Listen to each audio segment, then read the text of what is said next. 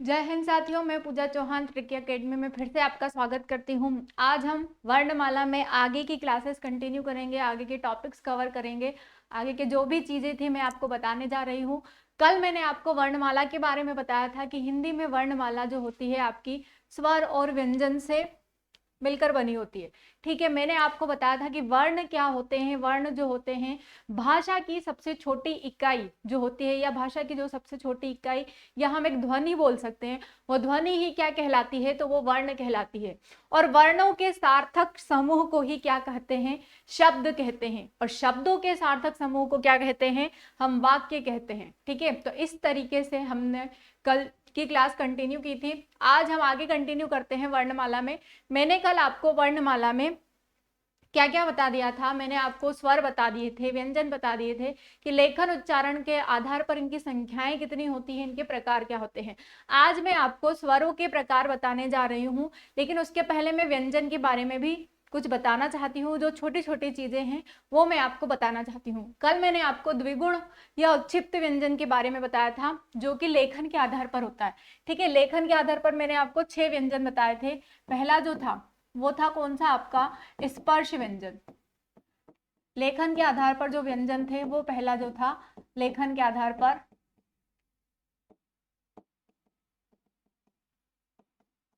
वो पहला था स्पर्श व्यंजन। दूसरा जो था वो था अनुनासिक व्यंजन। अनुनासिक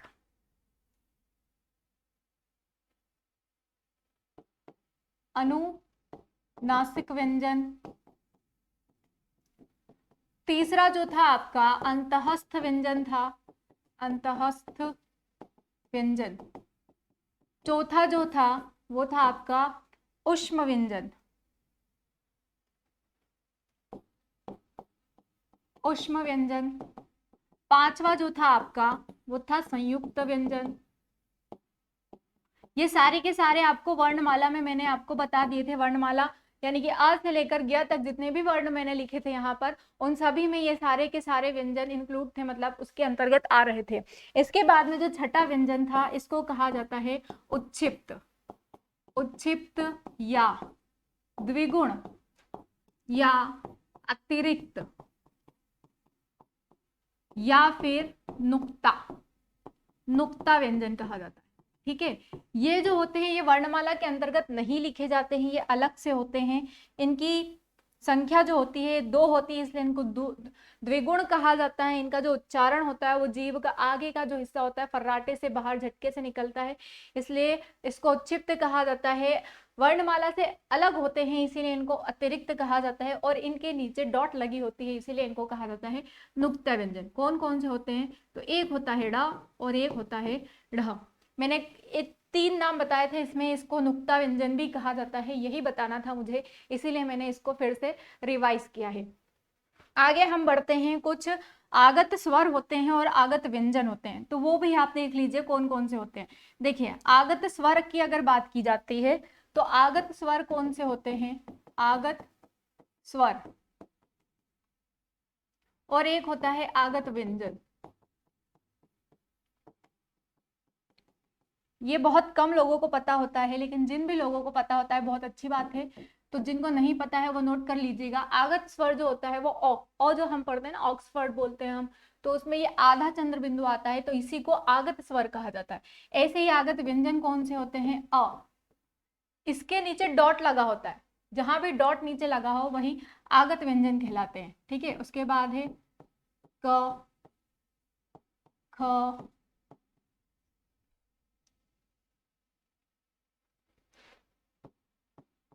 गजल लिखते हैं ना हम,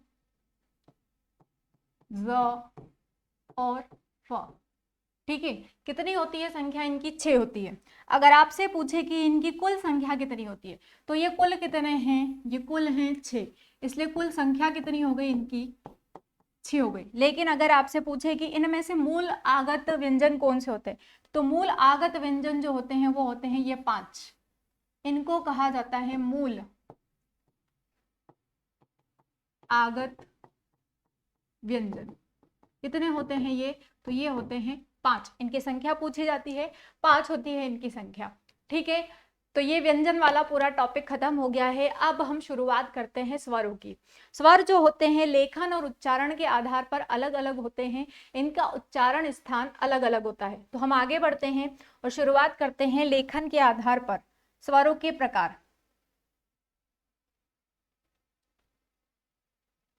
ठीक है, लेखन के आधार पर स्वरों के प्रकार। लेखन के आधार पर स्वरों के प्रकार। आज आपकी पूरी वर्णमाला कंप्लीट हो जाएगी। कल हम एक नया टॉपिक शुरू करने वाले हैं हिंदी में, इसलिए आज ये पूरा कंप्लीट करवाना है। लेखन के आधार पर जो स्वरों के प्रकार होते हैं उसमें पहला जो प्रकार होता है उसको कहा जाता है मूल या ह्रस्व या लघु स्वर।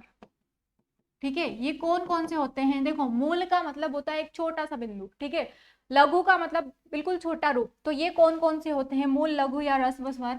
ये होते हैं अ, ई, उ और ऋषि। जितने भी छोटे छोटे वर्ण हैं, छोटा अ, छोटी ई, छोटा उ और ऋषि, ये सभी के सभी क्या कहलाते हैं? मूल, ह्रस्व या लघु स्वर, जिनके उच्चारण में बहुत ही कम समय लगे, बहुत ही छोटा समय लगे, इसीलिए इनको क्या कहा जाता है? मूल, ह्रस्व या लघु स्वर कहा जाता है। दूसरा जो होता है वो होता है संधि स्वर। संधि स्वर, और संधि स्वर के अंतर्गत ही दो स्वर इंक्लूड होते हैं, इसके अंतर्गत आते हैं। और वो कौन कौन से होते हैं? तो वो होते हैं, पहला जो होता है इसमें वो होता है दीर्घ स्वर। दीर्घ स्वर, अब दीर्घ स्वर कौन से होते हैं? दीर्घ का मतलब होता है बड़ा। ऐसे वर्ण जिनके उच्चारण में दुगना समय लगता है उसी को कहा जाता है दीर्घ स्वर। ये कौन कौन से हो सकते हैं? तो इसमें होते हैं आ, ई, उ, ए, आई, ओ और औ। ये 7 वर्ण जो होते हैं ये दीर्घ स्वर कहलाते हैं। और इसी में जो दूसरा प्रकार होता है संधि स्वर का, वो होता है लुप्त या प्लुत। लुप्त या प्लुत स्वर। आपने एक सिंबल देखा होगा, आपने एक अक्षर देखा होगा, ऐसा एस बना होगा, जैसे कि कोई मंत्र वगैरह लिखे होते हैं, तो मंत्रों में ऐसे 2 डंडे खींचे होते हैं और फिर ऐसे और ऐसे। या आपने देखा होगा कि ओम जब लिखते हैं तो कहीं कहीं पर ओम इस तरीके से लिखा जाता है। तो ये जो होता है इसका उच्चारण दुगने से भी ज्यादा होता है, तो उसी को क्या कहा जाता है? लुप्त या प्लुप्त स्वर। ठीक है, लुप्त या प्लुप्त स्वर। इसको पढ़ते तो हम अ ही है, लेकिन इसका सिंबल क्या होता है? एस जैसा होता है। और ज्यादातर ये कहाँ प्रयोग होता है? ये होता है मंत्रों के उच्चारण में, नाटकों के जो सीरियल वगैरह होते हैं उनके स्क्रिप्ट में भी इसका प्रयोग होता है। तो ये जो थे 2 प्रकार के होते हैं लेखन के आधार पर स्वर। पहला होता है मूल या लघु स्वर या ह्रस्व स्वर, दूसरा होता है संधि स्वर। संधि का मतलब होता है 2 चीजों से मिलकर बना, जुड़ा हुआ। तो ये 2 प्रकार के होते हैं, एक होता है दीर्घ और एक होता है प्लुत या लुप्त। ठीक है, आपसे केवल पूछेंगे, 4 ऑप्शन दे देंगे कि बताइए निम्न में से कौन सा दीर्घ स्वर है। 4 ऑप्शन दिए हैं आपको। पहला दे दिया अ, अम, अह और आ। बताइए इनमें से कौन सा दीर्घ स्वर है? तो आप क्या बता देंगे कि आ जो है वो दीर्घ स्वर के अंतर्गत आता है। आगे हम बढ़ते हैं उच्चारण के आधार पर स्वर। ठीक है, उच्चारण के आधार पर स्वरों के प्रकार। नेक्स्ट है उच्चारण के आधार पर स्वरों के प्रकार। उच्चारण के आधार पर स्वरों के प्रकार। अब इसमें पहला जो होता है उसको कहा जाता है अग्र स्वर। दूसरा जो होता है वो होता है मध्य स्वर। तीसरा जो होता है वो होता है पश्च स्वर। तो जिनका उच्चारण जीभ की आगे वाले हिस्से से होता है उसी को कहा जाता है अग्र स्वर। जिसमें मध्य में जीभ एकदम मध्य में रहेगी उसको कहेंगे हम मध्य स्वर। और जिसमें आपकी जीभ जो रहेगी वो जीभ का पीछे का हिस्सा जो उठता है ऊपर उसको कहेंगे हम पश्च स्वर। तो एक बार देख लीजिए आप कौन कौन से होते हैं ये।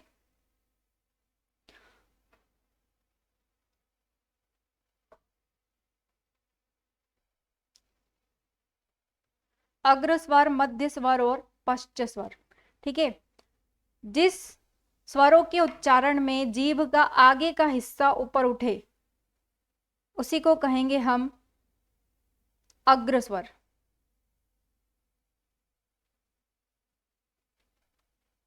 जीभ का आगे का हिस्सा उठे उसी को क्या कहेंगे हम?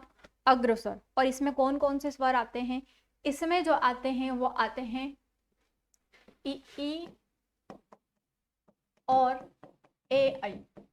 मध्य में जो स्वर आता है उसमें आपकी जीभ का जो हिस्सा होता है वो एकदम सेंटर में होता है, ना जीभ ऊपर जाती है ना नीचे जाती है, इसीलिए इसको मध्य स्वर कहा जाता है। कौन सा आता है इसमें? अ आता है। अ में ना ही जीभ आपकी ऊपर जाएगी ना ही नीचे की तरफ आएगी। पश्च स्वर में क्या आएगा? उ और ओ औ। ये आपके पश्च स्वर के अंतर्गत आते हैं।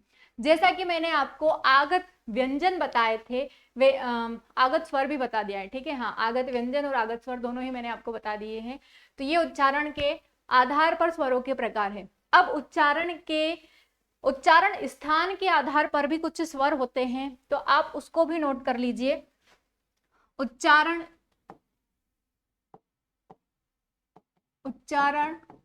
स्थान के आधार पर स्वर।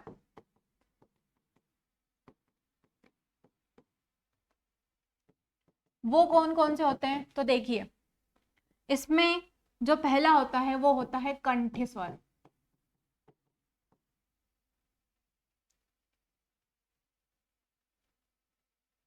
कौन सा होता है?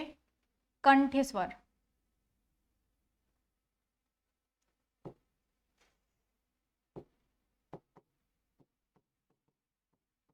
दूसरा जो होता है वो होता है तालव्य स्वर। तीसरा जो होता है मूर्धन्य स्वर। चौथा होता है दंत्य स्वर। पांचवा होता है औष्ठ्य स्वर। छठा होता है कंठ तालव्य स्वर। और सातवां होता है कंठ्य ओष्ठ स्वर।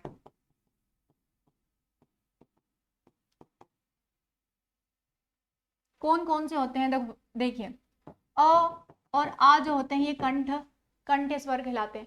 अ और आ का जब उच्चारण करते हैं तो यहां से आपकी आवाज निकलती है, इसीलिए इनको क्या कहा जाता है? कंठ। तालव्य में क्या क्या आ जाएगा? ई और ई। मूर्धन्य में क्या आएगा आपका? री, ऋषि। दंत में आपका आएगा री, लकार वाला री। ओष्ठ में आएगा आपका उ और उ। कंठ तालव्य में आएगा आपका ए और आई। और कंठोष्ठ में आएगा ओ और औ। तो ये इस प्रकार से उच्चारण स्थान के आधार पर भी कुछ स्वर होते हैं।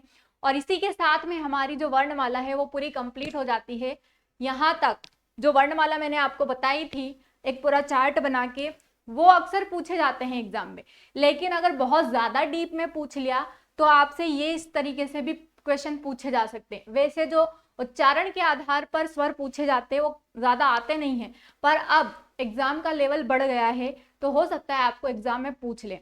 तो ये सारी चीजें आप प्लीज अच्छे से कवर कीजिए, इसको बिल्कुल भी नजरअंदाज ना कीजिए, क्योंकि सिलेक्शन तभी पक्का होगा जब आप सारी चीजें पढ़ेंगे। इसीलिए सारी चीजें हमको पढ़ना है। और हमारी वीडियो को आप ज्यादा से ज्यादा लाइक करें, शेयर करें, सब्सक्राइब करें, ताकि हम और भी अच्छे अच्छे वीडियो आपके सामने लेकर आए। ठीक है, धन्यवाद। जय हिंद साथियों।